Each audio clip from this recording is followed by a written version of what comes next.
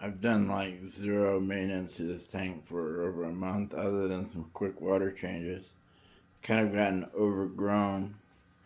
This hydropinophilia, or whatever it is, it's like completely taken over the surface of a whole third of the tank, and I need to prune it. I have cut this clover, this triparta or whatever. It grows really fast. The crypts have a nice shaded spot here. I'm not sure how well they're thriving. Obviously, this carpet has completely filled in. I have a lace plant that just is growing pretty good. Wants to focus on the fish and not on the plant. I just put that in there a couple weeks ago. As you see, the AR Mini on this side has like completely overgrown the other plants I have. I have to prune that back and make some room for the plants that are being outcompeted. I did lose some cories. I had those Venezuelan cories, and they just died. I'm not sure quite why. Maybe they didn't like the changes of pH that come along with CO2. I don't know. But these other cories are doing fine. I've got stir-by cories and panda cories in here.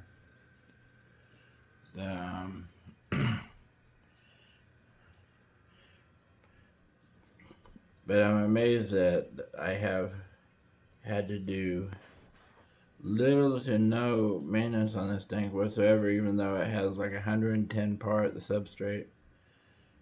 And yeah, it's pretty wild. The algae is like non-existent. I do have a mono shrimp and odos in here. There's one going by right now. Good old workhorses, these odos.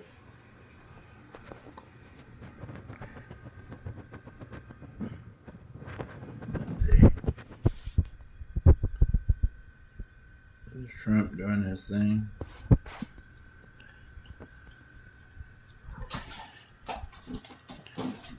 But I don't think it's really the odos or the shrimp that are making the big difference. I think it's just the tank gets balanced at a certain point, and the plants outcompete the algae.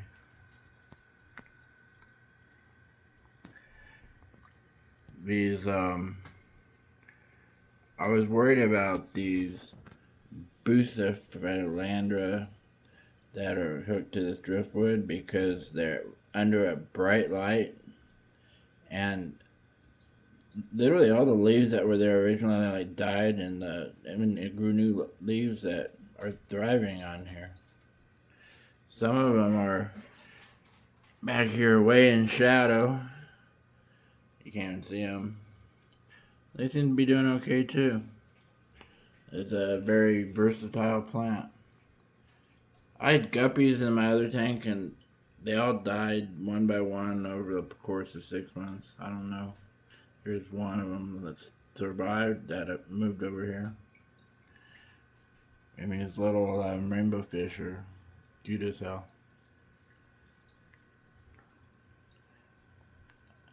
As you can tell, my favorite fish are probably the catfish. I like the cories and the odos. I basically never have a tank without corridors, except my beta tank. Twins can happen unexpectedly, even to those who didn't think it was possible for them. That's funny, the speaker is talking to me. I did learn the hard way probably that you really need to have surface agitation, regardless of whether you have CO2 or not, and you might lose a little CO2 because the fish die.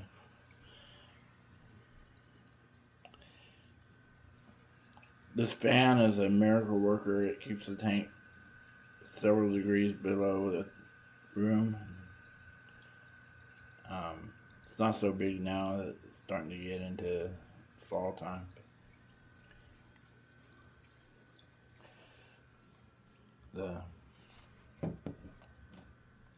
Yeah, I really need to do some serious pruning. I'm not sure exactly how to prune that aggro on that driftwood. It's just like a big giant plant. It started off just a few months ago. It was a little tiny tissue culture plant, and the white skirt tetras are the most common fish you could possibly have, but I've gotten really to like them, and they've survived from the very beginning when I was still trying to figure out tank parameters and CO2 and all that. There is one mystery snail. Somehow I have one mystery snail in each of my tanks. They've gotten quite big.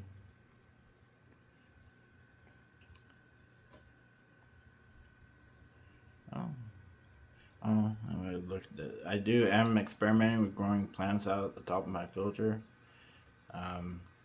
Mixed success. On my other tank, they got where they were the leaves were laying on top of the light, and that fluval plant 3.0 light gets really hot, and it like toasted a bunch of the leaves. I had to come off. But some of these are growing pretty good in there.